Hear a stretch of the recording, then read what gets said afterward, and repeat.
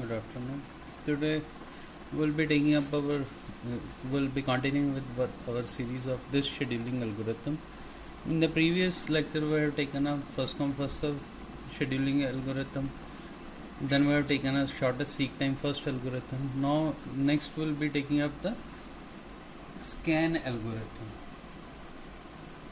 What is there with the scan algorithm? What happens in scan algorithm? The disk arm, it starts at one end of the disk, moves towards the other end of the disk, servicing request until it gets to the other end of the disk, where the head movement is reversed and servicing continues.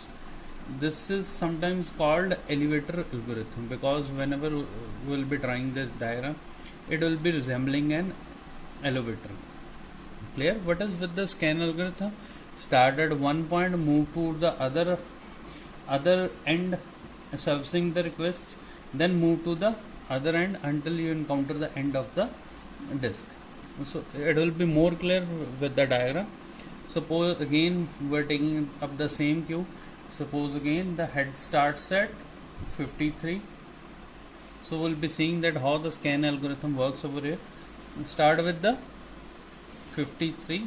It will be starting with the 53. Then what happens after that? What will be doing? It will move to the one end. Suppose we are moving to this end. This will go to 37. After that it will move to 14. After that it will move to the end of this. This is 0.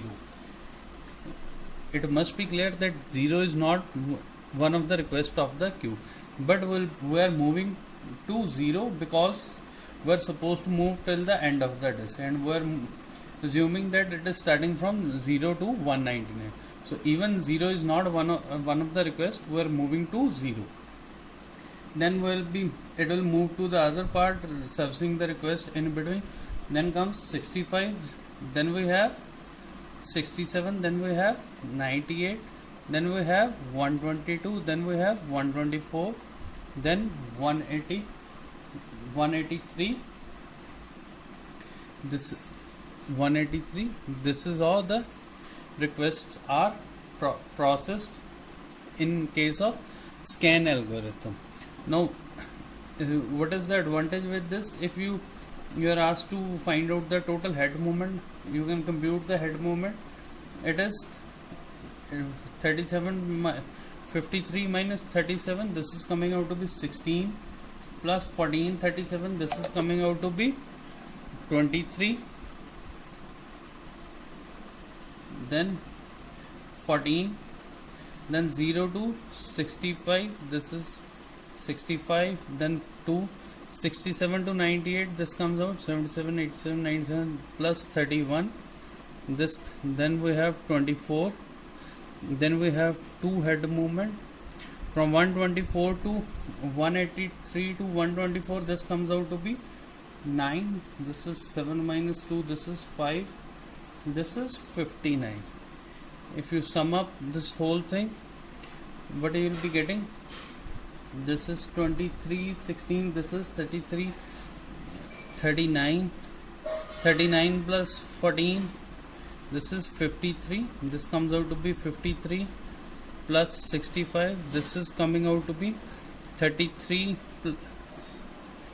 plus 24, this is coming out to be 61.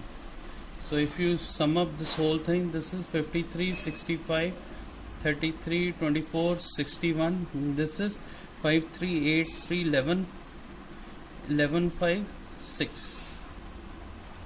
This is coming out to be 6, 5, 3, 8, 3, 11, 4, 15, 16. I think you can just sum it up. We are having some drawback with the answer is not correct. It must come out to be 208. So we can check it once again. 37 minus 53, this is 16. Then we have 23, then we have 14, then we have 65, then we have 2, then we have 31, Then we have 24, then 2, then we have 59. Again you can just recheck the sum. It should come out to be 208. So as we can see, as compared with the previous algorithm, this is again giving us reduced head movement, which is one of the criteria for classifying any of the algorithm as the best one. So scan as compared to the previous algorithm, this is considered as a good algorithm. Thank you.